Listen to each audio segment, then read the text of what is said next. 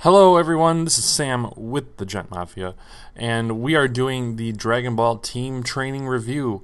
So I just finished the game, and I hope you guys enjoyed the playthrough. I had a lot of fun doing it, but it's review time. I'm going to try to be critical of it. I'm going to be going over three categories. We have music, gameplay, and visuals. So that's going to be what we do, and then after that I'll give out of 10 score. I'll do that. So first I want to talk about the concept of this game, and I thought the concept of this game was really cool. It was something I always dreamed about as a kid. Watching Dragon Ball Z, playing Pokemon, I was like, wow, what if I could, level up Goku and stuff like that and have him evolve? And this game captured that perfectly. As soon as I saw it, I had to play it. It was a really, really cool concept in my mind. I wouldn't have even imagined that they would go through and rewrite the areas, but they did that. So that was very, very cool. I thought the concept was phenomenal, and it's a Pokemon game, and Pokemon, the whole formula of the Pokemon is perfect. It's laid out just how you would want it, and then there's just splashed in Dragon Ball, which everybody loves. So, like I said, I have three categories to break down, and we're going to start off with the music. The music I don't really need to touch on too much. It just uses the basic Pokemon Fire Red sounds. It's all the same music. Same thing with attacks. He just uses he'll make his own attack sprites, I think. It looked like the Kamehameha wave was different than something. It might have been Hyper Beam, and he might have retextured it and recolored it. So that was different, but that's more in the visual part. He kind of edited the sounds for that. The fighters themselves, though, they had zero sounds. I don't know what you would make them sound like, so I kind of understand that. But he didn't add or really do anything to the whole sound quality to make it so that way the music was good. So I'm not going to judge it too much on the music. I guess if I was giving it something, he didn't add anything to it. So I guess I would give it like a 6 out of 10 for the music, just because it's the basic music. The basic music is great. I love the basic music, but he didn't do anything to it. So I'm not gonna really dwell on that too much. So the gameplay is where it gets interesting for me. You're sitting there thinking, well, it's just basic Pokemon gameplay. How big of a deal could this be? And it is a big deal because they ended up redoing typings. They made everyone have their own typings and stuff like that. And for the most part, the moves had 3 or 4 typings. There was fire, normal, fighting. There was even a rock. I think there was a psychic, and then there's dark. I think so. That's like 5. I think. So there were things like that, and it led to balance issues because, as you noticed with like Frieza and stuff like that, the dark fighters, they had weaknesses to fighting, and they didn't have any super effective against anything. Fire didn't go against steel because I know that some of the fighters in there are steel. I think the androids are steel. I think Metal Cooler's steel. And using a fire move on them is not super effective. But if you punch Frieza, it's super effective against him, which is unbalanced. It steers you away from using any of the dark fighters, and then it also makes them super easy to defeat, just because if you use pretty much anybody, everyone learns a fighting move, so they can just absolutely wail on the dark fighters. So I think that there's quite a bit of unbalance in the gameplay. It has your basic Pokemon formula, 4 moves and stuff like that. The other thing I want to talk about is the HMs. Very few fighters can learn different moves. Trunks can learn Cut because he has a sword. Bear Thief can learn Cut because he has a sword, but nobody else can learn Cut. That doesn't make any sense to me. They're fighters. They're Super Saiyans. They can shoot energy out of their hands, but they can't cut down a tree.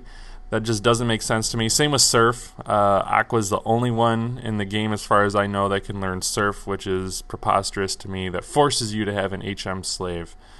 It's awful, and I think it's really bad. He could have done something. He could have allowed other fighters to have different moves and allow them to learn Surf and things like that.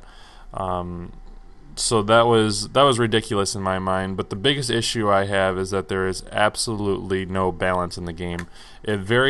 Like I was saying with the typing, that's a big issue. But you also notice it with the different fighters you get. Some of them are way, way, way on the other end of the scale in terms of power, and then some are very, very, very weak. And to an extent, it makes sense, but it really, really, really kind of forces you down a path of using specific fighters in the game. I can't run through with Cybermen in the game if I really wanted to. I was joking about it in the beginning, but then as I was playing, I was like, wow, you really can't play a Cyberman and go through and do anything with them just because of how weak he is. The whole thing was weird as well. It was at the end of the game when I was training. I was using Super Saiyan 2 Gohan and Super Saiyan 4 Gogeta. I was training, and there was what I called the XP monkey. It was the Uzuru. I was fighting him. Gohan, I think he got to level 54 or 55, and he could one-shot a level 42 XP monkey with a Kamehameha wave, but Gogeta was way up to 60 and he couldn't do that. It was preposterous to me. I was very, very upset. Or maybe they might have been 10 levels under that. It might have been 45 for Gohan and then 55 for Gogeta. I don't remember. There was a huge discrepancy though. Gohan, who had lower stats, if you go into the summary and you look at their stats, Gohan had lower special attack stats than Gogeta did. And Gogeta just was not able to one-shot him. Even though he had the higher stats and they were using the same move, he was not able to one-shot him. So I don't know what was going on there. For whatever reason, it just wasn't working out that way the stats were saying it was supposed to. So there is a huge balance issue in the game. It really only rewards you for using what would be classified as the strongest fighters. So it really kind of narrows your team down.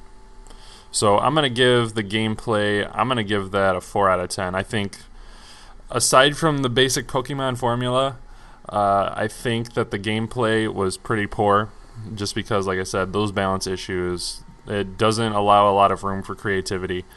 It's just bad. I just think it's bad. So next we're talking about the visuals. So the visuals are pretty cool. They went ahead and they made entirely new sprites. They got rid of all the Pokemon sprites. Well, for the most part, they got rid of all the Pokemon sprites. And then they put in the Dragon Ball Z fighters. So it was good for the most part. They even went through as far as to retexture some of the areas and put new things in there. Although it seemed like at some point while they were making this, they got lazy and they just didn't care about it anymore. They just wanted to get it done. Just because if you look at the starting area, what was Pallet Town, you walk out, even the houses are redone. They're the little half sphere houses. They're those. Everything's got like it's a new name for it. It's not Pallet Town anymore. There's West City instead of, I think it's Celadon. They went through and rechanged the names, and for the first 3 towns, they really, really kind of changed it. So there was Pallet Town they redid. Viridian City was about the same as what it was. And then you go to Namek Town, they recolored everything. The water was green, grass was blue. Everything looked phenomenal. And then you start getting into some of the later parts of the game after Red Ribbon Base, and it's all just the old game. It's the old Pokemon game. So it seemed like they got about halfway through doing that, and they just stopped for whatever reason. So that was really, really disappointing. Like I said, it just seemed like they got lazy. And then onto the sprites. So I'm going to go ahead, I'm going to put up 6 sprites.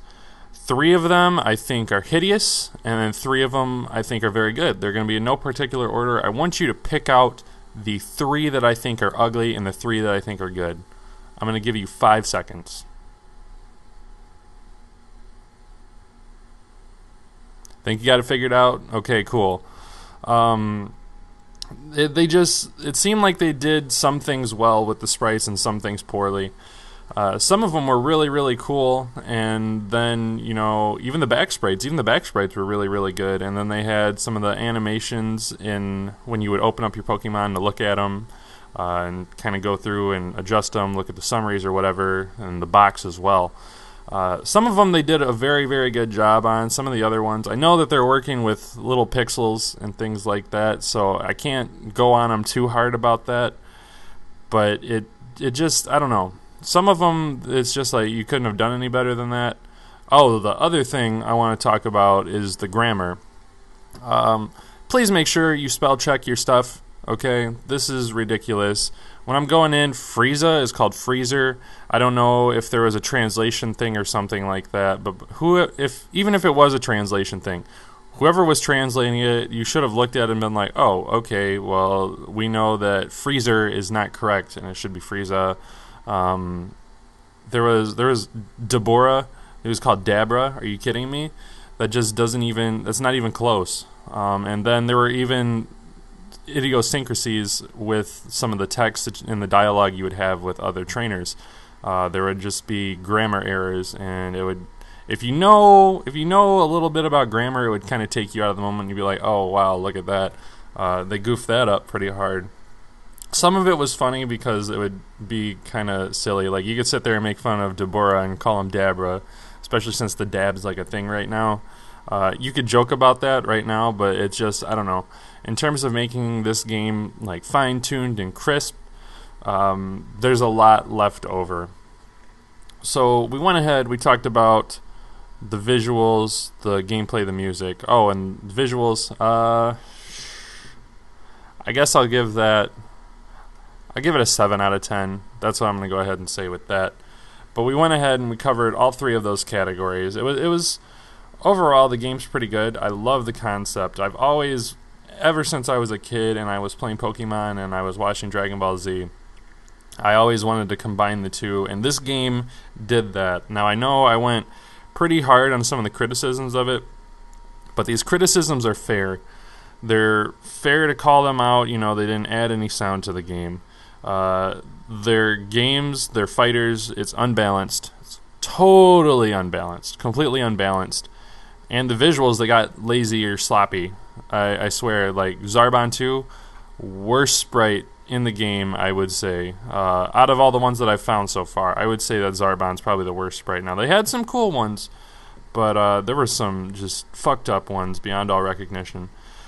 So, overall, what am I going to give this game? Out of 10, I'm going to give this game an 8.5 out of 10. I think it was pretty good.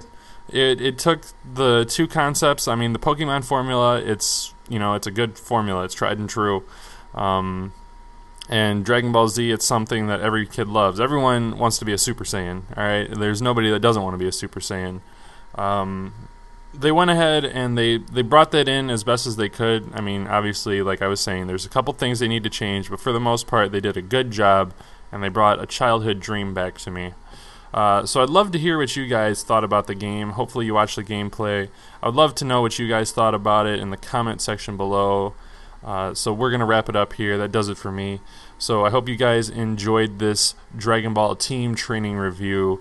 I'm Sam with the Gent Mafia. Please like, comment, and subscribe. I would love to have more people join my family on the Gent Mafia. I'll see you guys later.